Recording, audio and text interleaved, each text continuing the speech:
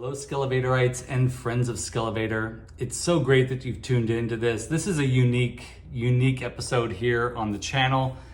I'm really excited to do this. I'm a little nervous, of course, because I'm going to be talking about why I collect toys. And when we talk about stuff like this, we're putting ourselves out there. You gotta be a little bit vulnerable to talk about the real reasons why we do certain things. Now, first of all, I want to say a huge thank you to longtime listener and viewer and channel supporter Frank for suggesting that I do this. And I really got to thinking about it. I was like, yeah, this is something that I should probably do. If we are an enthusiast of any sort, we should be comfortable with the reasons why we are, or at least be thinking about them. So today's episode, I'm going to be talking about why I collect toys. Why do I do this thing? And also at the end of the episode today, another avid supporter of the channel, Davies, sent along a package that supports pretty much everything that I'm talking about today, why I collect toys. Let's see at the end of the video what Davies sent over, and let's get into it. Let's get deep.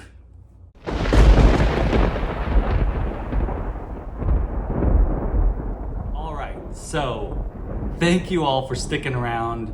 Make sure you click like and subscribe if you like the content you find here on the Skele Vader channel. I know the content varies. Most of you really enjoy the build videos, but while I'm between builds and while I'm trying to think what creative project might I do next, sometimes I like to do these videos where I talk about toys. And so I'm glad you're all still here and sticking with the channel. I appreciate every single one of you. And while I'm at it, I might as well thank Julia Honer, Ace, Thanos Copter, MotuOriginsCork, and Allison Troy. All of these people are Patreons of this channel. That means they contribute a little bit every month, and that gives them early access to episodes of Cambridge and with Sean, and each one of them have already received their little hand-painted portrait that they've requested, which you can have if you become a Patreon just for $3 a month. Anyways, commercial over. Let's talk about why Skele collects toys.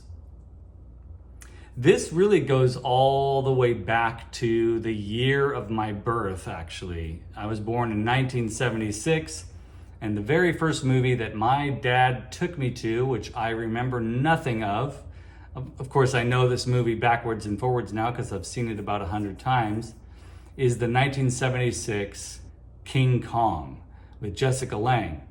A really special movie. And what my dad did for me in that moment of taking me to that movie was embed in me an interest in the unusual and an interest in sci-fi fantasy storytelling and an interest in characters that stand out as being unique and somewhat weird. Even the human beings, Charles Grodin's in that movie. I love Charles Grodin. Even the human beings in that movie are special and unique. We saw the Star Wars movies together. We saw the Indiana Jones movies together, Star Trek movies, Conan the Barbarian. And through that, I became interested in colorful, enchanting, weird characters. And in the 80s, the toy companies figured out how to really monetize that interesting strangeness.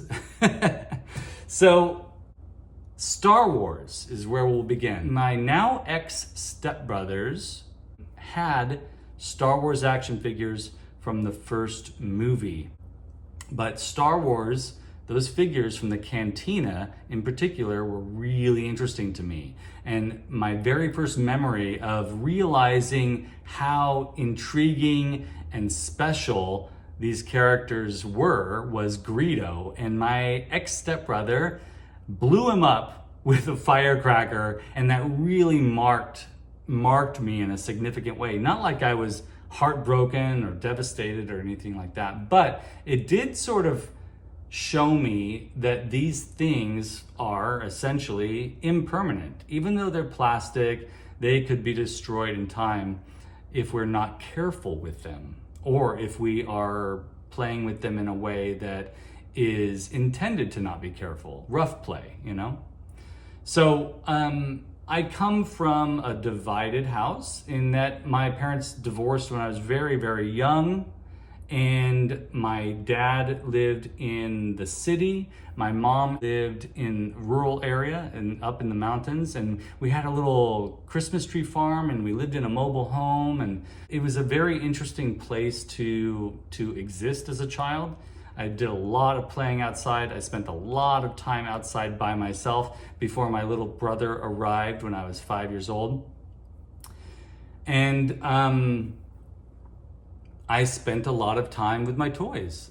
I feel like even though my family struggled, both sides of my family struggled to make ends meet, they always purposefully tried to find toys for me. And maybe in thinking about it, it was because they knew that would entertain me and wanted to keep my mind off of things that are maybe a little bit difficult to digest as a child, like divorce and new family members and varied emotional situations that come with all that.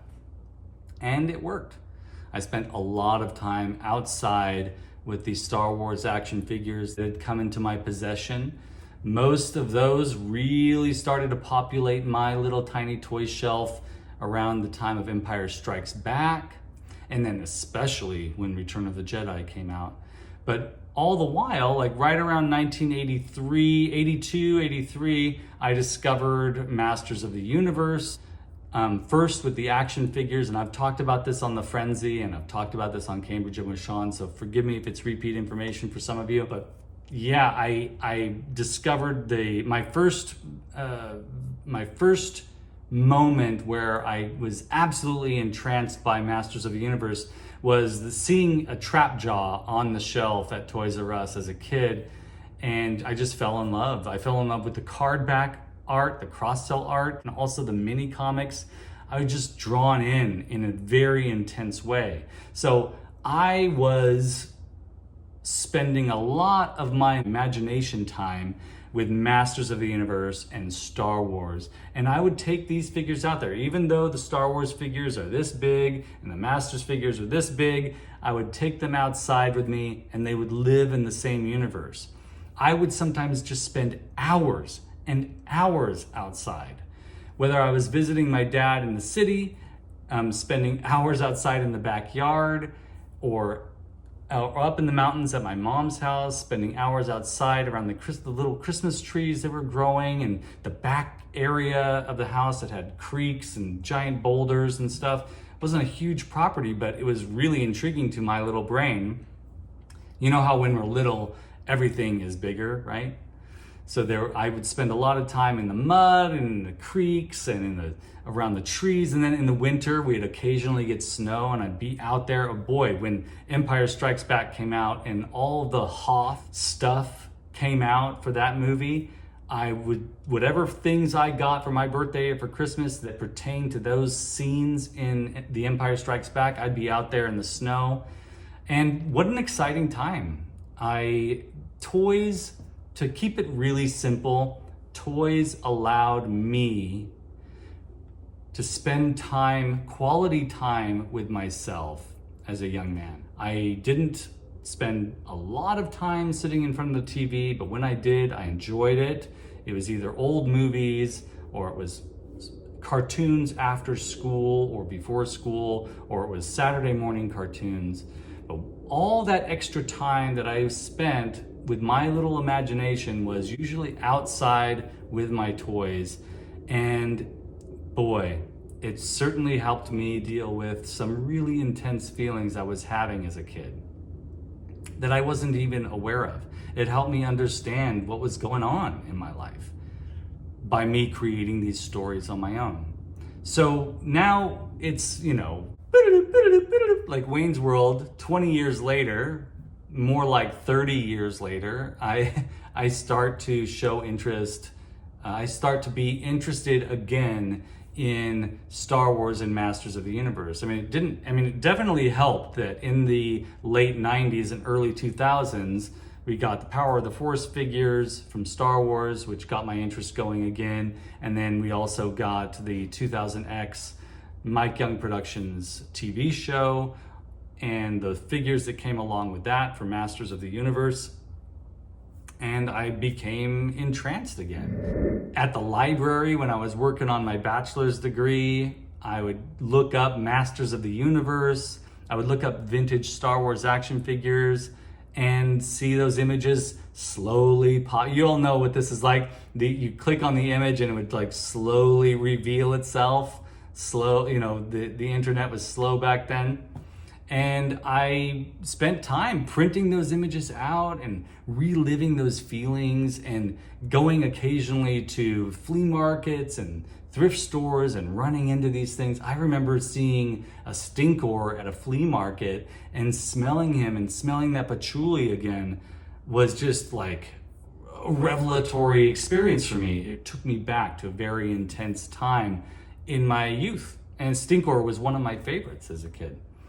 And Mossman as well. Back then in the late 90s, early 2000s, you could get a vintage Masters of the Universe figure, at a thrift store or an antique store or a flea market. Same thing with Star Wars too, for like $2-3, and it should be noted that my mom's an elementary school teacher, or was an elementary school teacher, retired now, and the school that she taught at, there were a lot of poor kids at that school. A lot of us were poor up there in the mountains, and those toys that I grew out of, she gave them away to her students, and that makes sense. I grew out of them. It didn't look like I would be interested in them again. But boy, when late 90s and early 2000s came around, I was certainly interested in them again, and I was regretful that I didn't have those toys around anymore. And then jump to another 10 years later, the released box, the re-released episodes, all of the episodes of He-Man and the Masters of the Universe were suddenly available. I got that, and I bought that box set, and I picked up a few classics when I could, and I started to rebuild a little bit of a collection. But around 2013, the extent of my collection was a small little shelf. And probably I'd say it's around 2014, I started to explore eBay and start to rebuild my collection of vintage stuff that I didn't have any longer. So the stuff that I did have as a kid, it was my goal to get the things back that I no longer had. And since then, honestly, it's a hop, skip, and a jump to now. Our daughters convinced me when they noticed I started building the Castle Grayskull build that some of you have seen on the channel. My very, very, very first video, you go scroll all the way back, all the way back, all the way back, all the way back. It's over 300 videos now to my very first video. You'll see my little walkthrough of the Castle Grayskull that I built. And they are the ones who convinced me to do this channel. They helped me come up with the Skele Vader moniker, and I did the little drawing of my logo, which is still my logo today. And since then, not only has my channel grown and the content has become varied and exciting, but I've really enjoyed rebuilding my collection, finding new things that I had seen on the shelf but didn't really acknowledge, especially what I'm about to show off here that Aaron Davies sent. And it really, I'm in an exciting place right now. I'm actually at a stage in my life as a toy collector right now where I'm actually starting to get rid of some things and sort of hone my collection. I think for a lot of us, when we start toy collecting again, we really start to pay close attention to, we want to get all the things, all the cool things that are coming out that are pushing the nostalgia button for us. And then we realize, well, maybe it's just the vintage stuff that I'm really interested in. At least that's where my head's at right now. I love the Origins. I love Masterverse. I love the new Star Wars stuff that I see every once in a while on the shelves. Really cool stuff. What it really comes down to though is the vintage toys that I either had or did not have as a kid. So my heart is there. That's where my heart is. Another thing I should note is that even as a kid, I would play, but I would make sure that after I played with my figures, maybe because of what I saw happen to Greedo, now that I'm thinking about it, yeah, I would make sure that they were cleaned up afterward and put on a shelf on display. So I would play and display, play and display, play and display, play and display, play and display. Now I do toy photography and display, toy photography and display. My toy photography is nowhere near as good as what's going on out there in the toy communities right now. People have really great cameras and they're doing really cool toy photography. John, Emerald Night Photos, especially, I mean, there's so many folks out there doing amazing stuff. I just use my iPhone and take photos, but I love it. Like go on a walk, take some pictures, but then when I bring those figures back in, I put them on my shelf. And that's a tradition that's been in my life since the very beginning, as far back as I can remember. So now, that brings me to the end of today's episode. First of all, thank you so much for watching. Please be sure to click like and subscribe and tell your friends about the Skele Vader channel. And if you're interested in becoming a patron, the link is right down below. But I have a package here. I've already opened it because I wasn't sure what it was. Aaron Davies, who's a fan of the channel and has become a friend of mine online, he sent a package and I wasn't sure what was in there, so I opened it to have a look. This is my birthday month, September, and so it's like he sent it as a birthday gift. And this box has things in it that I have recently been thinking about, which is so funny because it's almost like Aaron knew what was in my brain. Haven't talked a lot about this on the Frenzy or anything. I mean, I have an appreciation for this IP, a deep appreciation, but these figures I've been thinking about because they match my criteria. Number one, they are villains. Number two, they are from, now, I love 70s, I love 80s, and I do like some 90s. These are from the early 90s, 1990 to be exact. And so let's have a quick look.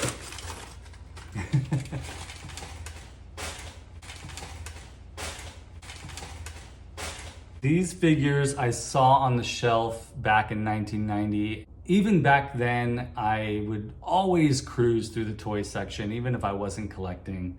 I'm more interested in girls and stuff like that, and wasn't buying anything for myself, but I would always still walk through the toy section, and these figures stood out to me. Number one, I have always loved the Swamp Thing.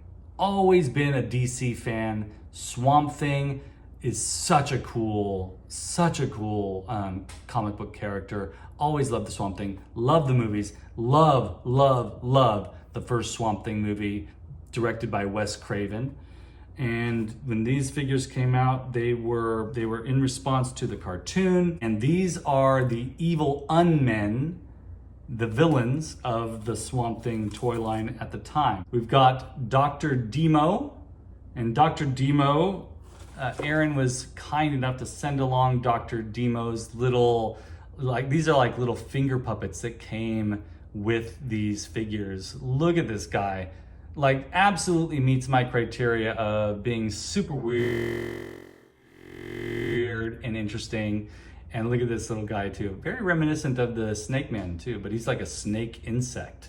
Weed Killer here, and Weed Killer came with this guy too. Look at Weed Killer, blue skin, gas mask. Oh yeah, this is so good. Orange and blue. What a great color combination. These are definitely like right in line with my other love of Toxic Avenger, which I've been reliving lately. And we've got also Skin Man, and Skin Man came with this bat character. Look at that. Skin Man is actually one of my favorites right now. Skin Man. Very, very cool. Look at that bat. Very amazing. And then we've got Anton Arcane, the big bad Anton Arcane, the big bad from Swamp Thing. Look at this finger puppet too, the spider creature. So cool. Anyways, these are going on my shelf. These are going right on my shelf. I'm probably gonna take some toy photos this week, but Aaron Davies, thank you so much for sending these along. And folks, this is a final note. Your story is interesting. Don't shy away from telling your story. Why do you enjoy what you enjoy? Why do you enjoy punk rock? Why do you enjoy action figure collecting? Why do you enjoy RPG games? Why do you enjoy whatever it is you enjoy? I enjoy these things because they remind me of a time that I spent quality time by myself. I love being able to see these little art pieces on my shelf. And I view these action figures as art.